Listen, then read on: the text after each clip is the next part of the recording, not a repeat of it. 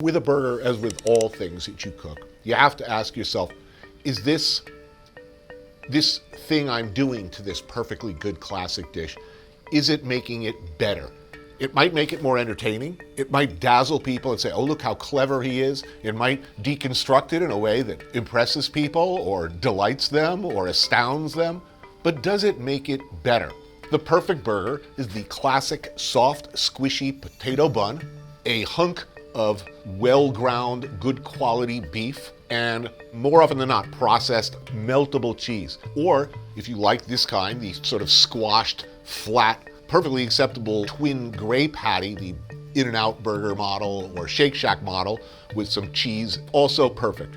Now look, I like a blue cheeseburger, but as with all things you cook, there are trade-offs. I like lettuce on a burger. Maybe even a tomato is nice, but it makes it structurally more difficult to eat. In a perfect world, you should be able to eat a hamburger with one hand and get a representative chunk of all of the elements. There's a tectonic slide that occurs when you start to overcomplicate and add other products.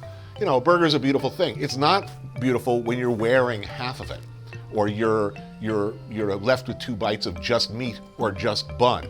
Personally, I approve of ketchup on a burger, mayonnaise if you insist, but beyond that, you have to ask again, am I making it better?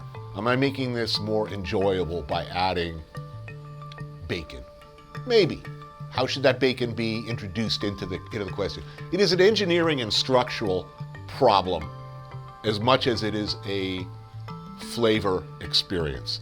You really have to consider all of those things. One of the greatest sins in burgerdom, I think, is making a burger that's just difficult to eat, where the bread to meat ratio is out of whack, where it's either too greasy or not greasy enough, or the damn thing just doesn't hold together the way God intended burgers to hold together.